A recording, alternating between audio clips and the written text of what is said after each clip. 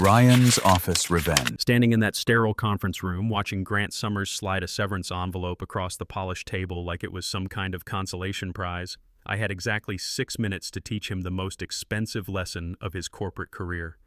"Congratulations, Aaron," he said with that Stanford MBA smirk. "Your position has been eliminated, effective immediately. I'm Aaron Walsh, by the way, 48 years old. Spent 22 years building the manufacturing systems that kept Midwest Manufacturing Solutions running like clockwork."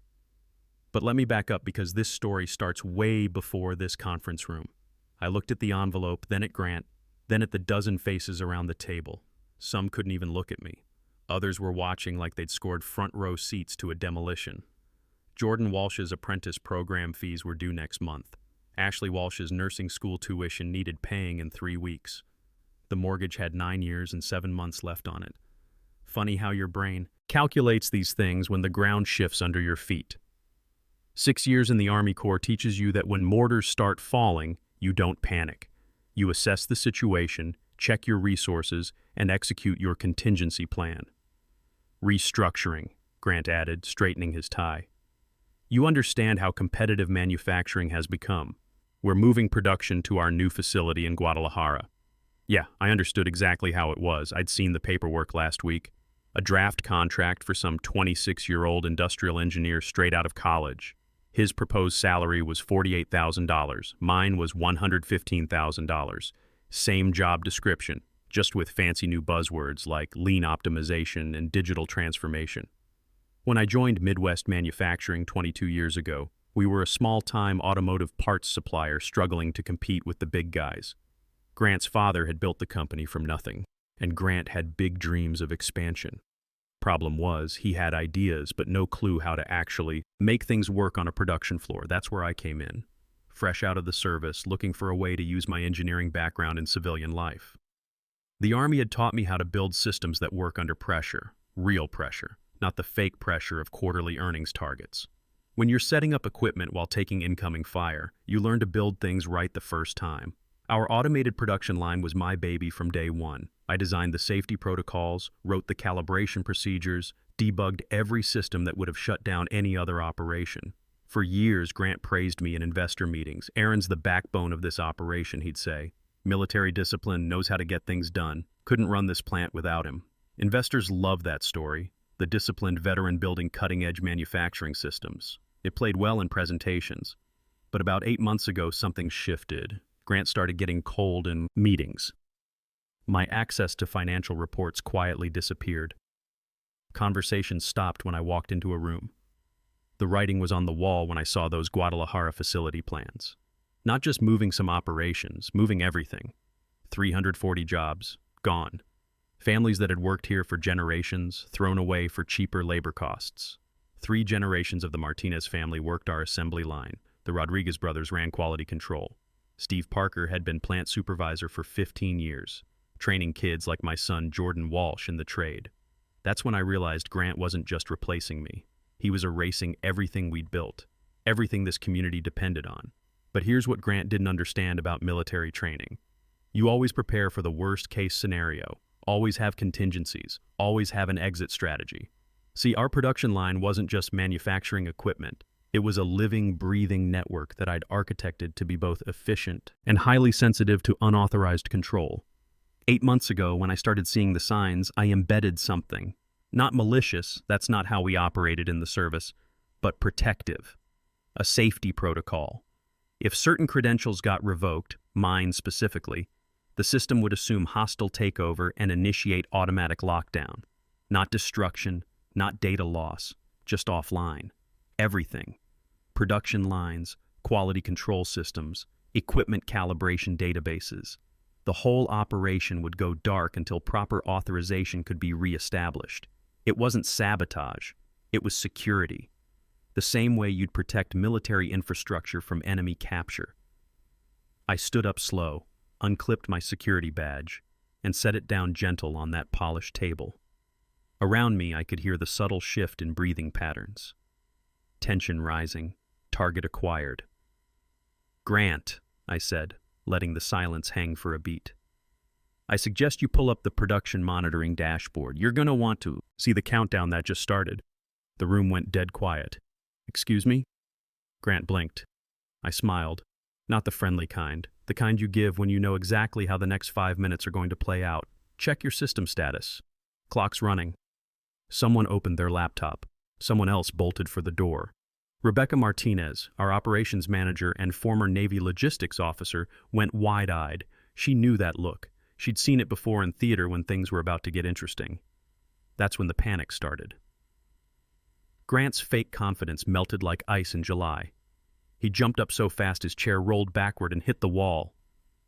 "What did you do?" I didn't answer. Just straightened my jacket, picked up the little cardboard box they'd thoughtfully provided for my personal effects, and headed for the door.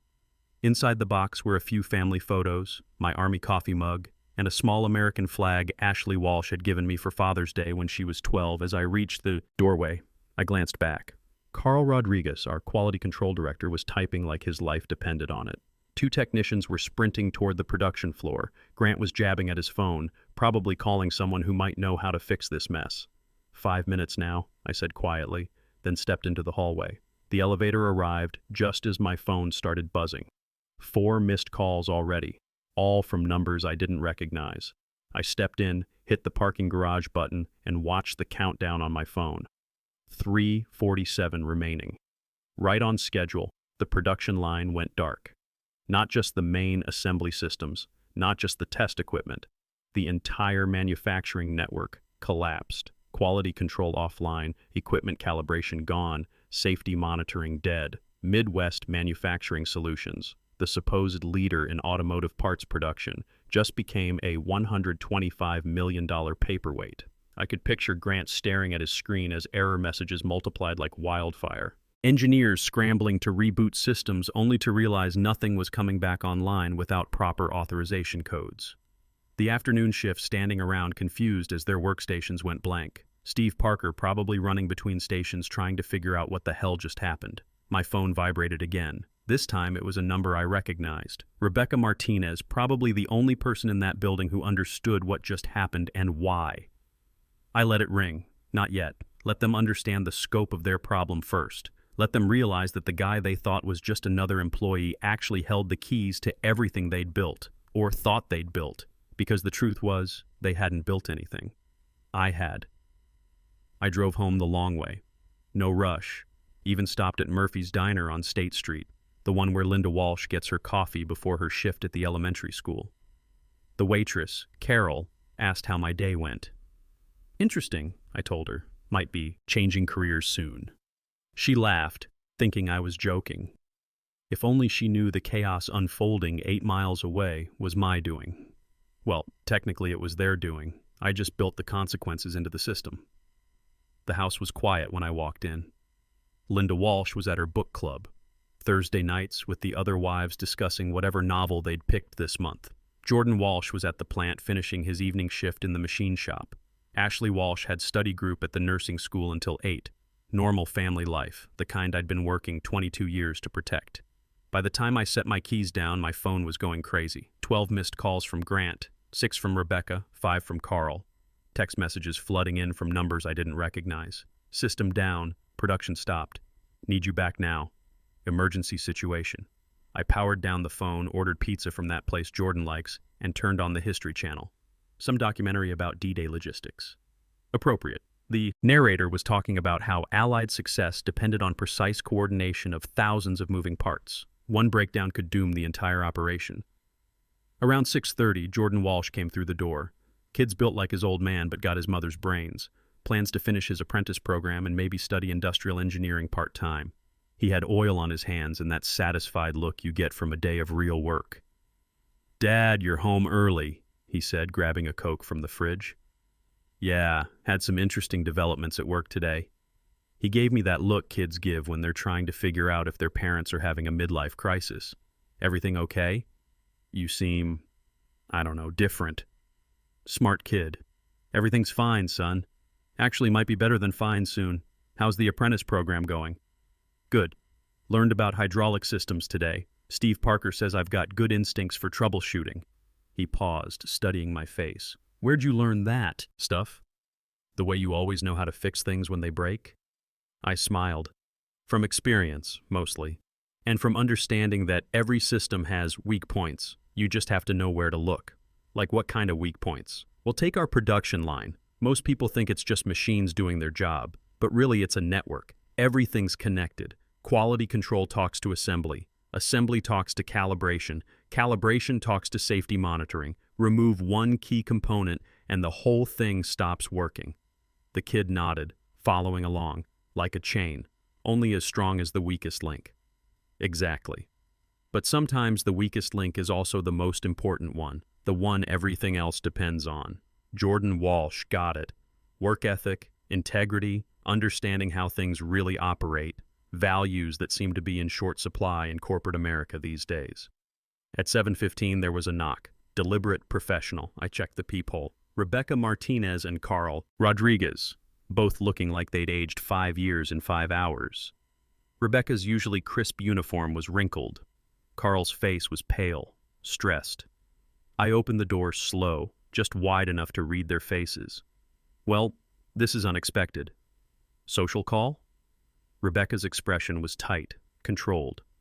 Classic Navy. Keep your emotions in check. Focus on the problem. Aaron, we need to talk. It's urgent. Seems sudden.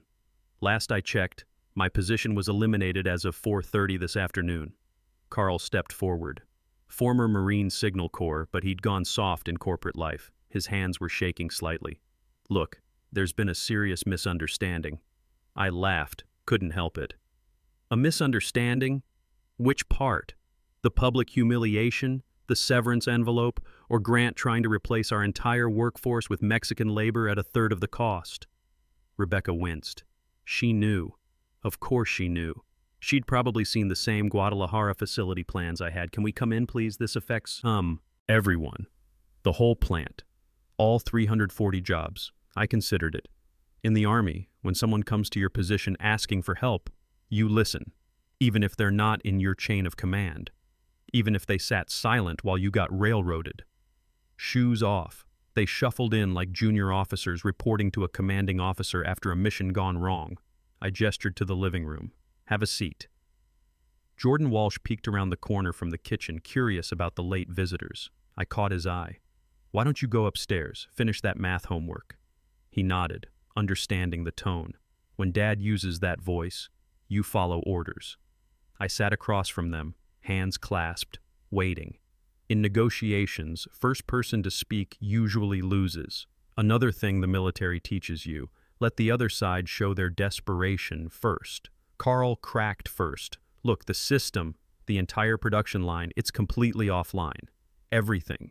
Main assembly, quality control, even the safety monitoring. We can't even run basic diagnostics. It's a catastrophic failure. I see, I said, finishing for him. Full production shut down. Every line dead. Client orders backing up. Stock price probably taking a hit. Media starting to circle like vultures. Am I tracking this correctly? Rebecca leaned forward. Aaron, I ran the numbers. We're looking at breach of contract agreements with 80% of our automotive clients. Legal is saying 15 lawsuits minimum by morning. The board called an emergency session for tonight. Automax Industries is already asking questions, Carl added. Their procurement team called an hour ago. When we couldn't give them a timeline for restoration, they started talking about alternative suppliers. Sounds rough, I said. Carl rubbed his neck, nervous habit from his Marine days. This could kill the company, destroy everything we've built, hundreds of jobs. The Rodriguez family, the Martinez crew, all the apprentices like your son, Jordan Walsh. Their families depend on this place. Everything we've built. I tilted my head. Interesting choice of words, Carl. Remind me who designed the automated production systems? He swallowed hard. You did. And who wrote the safety protocols that keep this operation running 24/7? You.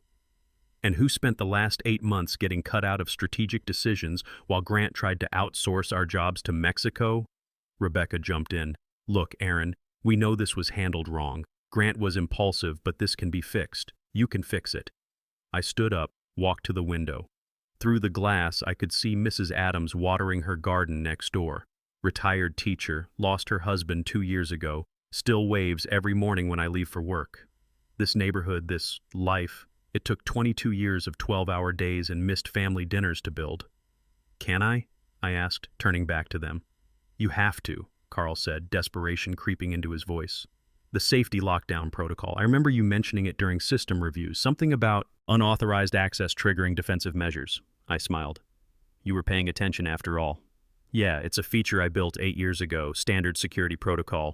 When my credentials got revoked, the system assumed hostile takeover and protected itself. Rebecca's military training kicked in. She was putting the pieces together. So you still have access? Of course I do. I built the authorization override the same year I put in the lockdown protocol. Figured if someone ever tried to lock me out of my own system, I might need a way back in. I walked to my laptop, opened it, typed a few keys. The production dashboard loaded. All red alerts, critical failures, system integrity compromised. Carl leaned forward, eyes wide.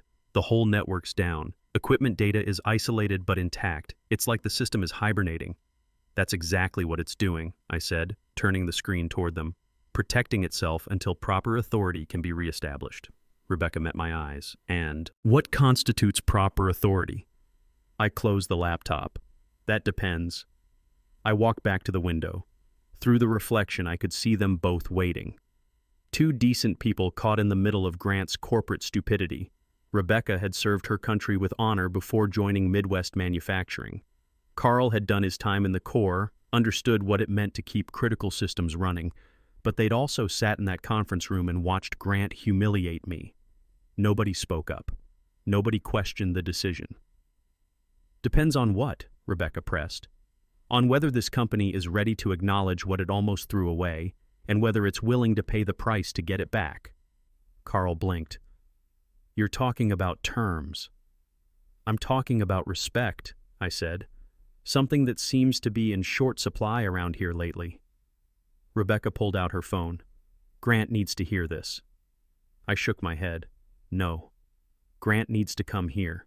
He wants his system back. He can ask for it properly. On my turf. My terms. Aaron? Carl started. He's not going to... He will, I interrupted, because right about now his phone's ringing off the hook with very angry clients asking very pointed questions about why their production schedules just went dark. Rebecca was already dialing. Through the phone I could hear it ringing and ringing. When Grant finally picked up, his voice was strained, desperate. Even from across the room I could hear the panic. Rebecca, thank God. Is he there? Can he fix it? The board is going insane. Automax is threatening to pull the contract. That's $45 million in annual revenue. Rebecca looked at me. I nodded. He's here, she said. But Grant, you need to come over. Now. And you better be ready to negotiate. Negotiate? This is sabotage. I'll have the FBI... Grant, Rebecca cut him off. Check the system logs. Aaron's security protocols activated when you terminated his access. This was an automatic response, not sabotage, and right now he's the only one who can fix it. Silence on the other end. Then, I'll be there in 20 minutes. Rebecca hung up and looked at me. He's coming. Good. Now we wait. Carl was pacing. Aaron, what exactly are you planning to ask for? Justice, I said, and insurance that this never happens again to me or anyone else. 25 minutes later, the sound of screeching tires echoed from my driveway. Through the window, I watched Grant's black BMW take the turn too fast, nearly clipping Mrs. Adams' mailbox. The man was unraveling. Rebecca and Carl had spent the last 20 minutes fielding calls. The scope of the disaster was becoming clear. Our biggest client, Automax Industries, was already threatening to pull their contract. The evening shift had been sent home. Someone from the Toledo Blade was asking questions. The company's stock price was dropping in after-hours trading. The knock came fast and angry. 3 sharp bangs that rattled the front door. I let it sit. Military discipline. Control the tempo. Control the engagement. Another round of knocking, more desperate this time. I opened the door just wide enough to see Grant Summers standing there looking like he'd been dragged through a corporate shredder. His usually perfect hair was disheveled, tie loosened, shirt wrinkled. The confident CEO who'd smirked while firing me 4 hours ago now looked like a man watching his empire crumble in real time. Fix it, he said, trying to push past me. Fix it now. I didn't move, just stood there blocking the doorway. Evening, Grant. Rough day at the office? His face went red. Don't play games with me, Aaron. Turn the system back on. You seem upset, I said, stepping aside slowly. Come on in. Let's talk about it. He stormed into my living room like he owned the place. Rebecca and Carl stood up from the couch, uncomfortable. They knew what was coming. Grant spun toward me, eyes wild. This is sabotage. Criminal destruction of property. I'll have the FBI here within the hour. Careful, I said, voice calm and measured. You're about to make accusations you can't take back, in front of witnesses. He stopped, jaw clenched, breathing heavy. But behind all that bluster I could see it, real fear, the kind that comes when you realize you're in over your head. Grant, I said, walking to my laptop, let me show you something. I opened the production dashboard and turned it toward him. The disaster lit up his face like a Christmas tree. Production lines 100% offline. Quality control breached. Pending contract violations 23 and climbing. Emergency board calls 4. This look familiar? I asked. His fists clenched.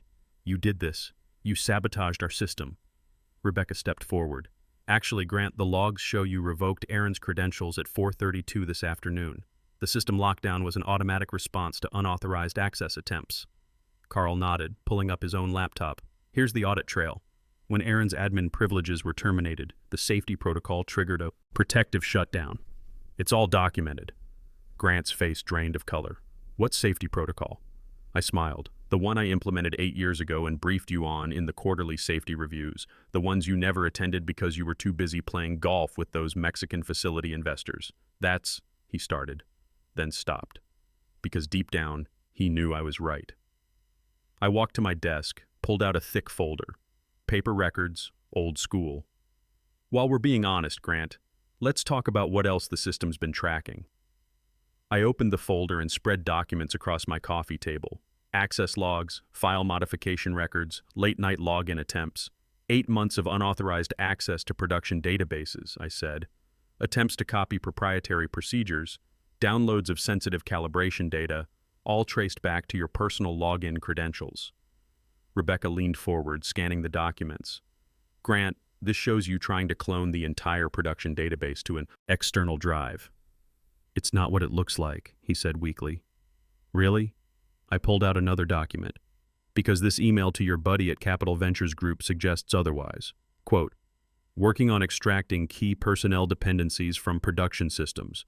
Timeline for Mexican transition still on track. Carl went pale. You were planning this for months.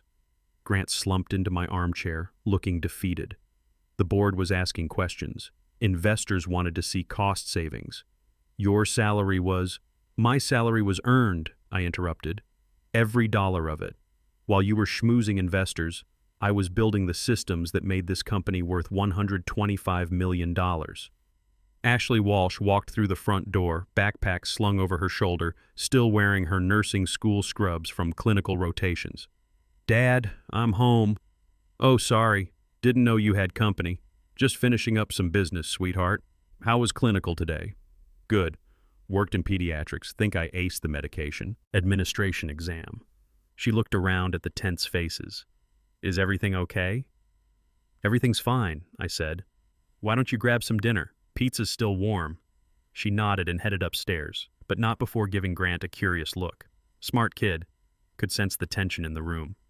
That's my daughter, I said after she was gone. Ashley Walsh, 20 years old, nursing school honor student. Wants to work in pediatric care. Looks up to her dad because she thinks he's a man of integrity. I let that hang in the air for a moment. I'd like to keep it that way, I continued. Which means this gets resolved quietly, professionally, and fairly. No lawyers, no FBI, no media circus. Just a straightforward business transaction between adults. What do you want? Grant asked quietly. I walked back to the window. Outside, I could see Jordan Walsh's headlights pulling into the driveway. Evening shift was over.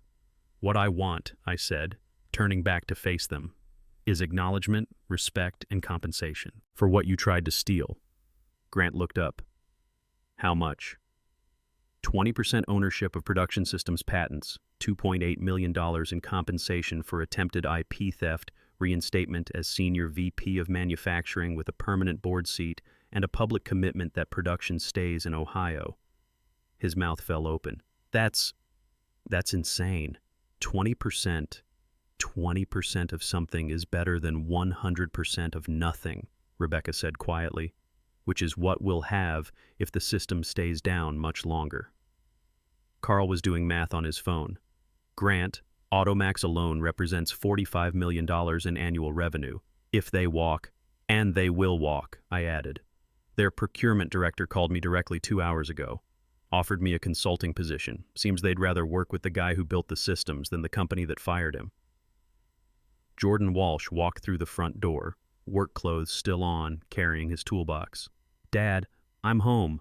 Hey, isn't that Mr. Summers? Just finishing up some business, son. How was your shift? Good. Steve Parker taught me about pneumatic systems today. Said I might be ready for level 2 certification soon. He looked around at the serious faces. Everything okay? Everything's fine, I said. Why don't you get cleaned up? We'll talk about your certification over dinner. He nodded and headed upstairs, but not before shaking Grant's hand politely. Good kid. Respectful even when he doesn't understand the situation. That's my son, I said after he was gone. Jordan Walsh. 24 years old, apprentice machinist. Third generation to work in manufacturing. Proud of what he does. Proud of what we build here in America. Grant was quiet for a long moment. His hands were shaking now. $2.8 million. We don't have that kind of cash on hand. You'll find it, I said. Liquidate some stock options. Take a loan against company assets. Cancel that Mexican facility lease. Get creative. You seemed pretty creative when you were trying to replace 340 American workers with cheaper foreign labor. Grant looked around the room, at Rebecca's disappointed face, at Carl's nervous expression, at the documents spread across my coffee table proving his attempted theft, at the life I'd built through 22 years of honest work. Fine, he said finally. Draft the agreement. I smiled. Already done. I pulled a contract from the folder. Standard partnership agreement. 20% ownership, $2.8 million compensation, senior VP reinstatement, board seat. Production stays domestic. All it needs is your signature. His hands trembled as he picked up the pen. For a moment, I thought he might throw it across the room. But he didn't. He signed slowly, deliberately, like a man signing his own surrender. When he finished, he shoved the papers back at me. It's done. I looked at the signature, then at him. No, Grant. Now we're partners. And partners don't try to steal from each other. The next morning, I didn't walk into Midwest Manufacturing as an employee. I walked in as a 20% owner with a permanent seat on the board of directors. Word travels fast in manufacturing, especially when the guy you thought was finished becomes your boss overnight. The production floor was buzzing with activity and relief. 340 jobs saved, families protected, Made in America preserved. Steve Parker was grinning ear to ear, telling anyone who'd listen how Aaron Walsh had stood up to corporate greed and won. 6 months later, Midwest Manufacturing posted record profits. Our production efficiency increased 23% after implementing the improvements I'd been recommending for years. Jordan Walsh completed his certification ahead of schedule and got promoted to junior technician. Ashley Walsh got accepted into the pediatric nursing program at Toledo Hospital with a partial scholarship. Grant's still CEO, but he's different now. More collaborative, more respectful. Turns out being partners forces you to think long-term instead of just quarterly targets. Some evenings I sit on my back porch with a beer watching the sunset over the neighborhood Linda Walsh and I built our life in. The mortgage is paid off. The kids' futures are secure. Linda's job is safe. But mostly, I'm proud that my kids learned something important. That competence matters, that integrity isn't negotiable, and that sometimes the right thing to do is also the smart thing to do. They tried to erase me from the company I built. Instead, they taught me exactly how much I was worth. Sometimes the most valuable thing you can do is know your worth, and be prepared to prove it when others try to throw it away. In a world that treats experience like overhead and loyalty like weakness, the smartest move is building your own insurance policy before you need it.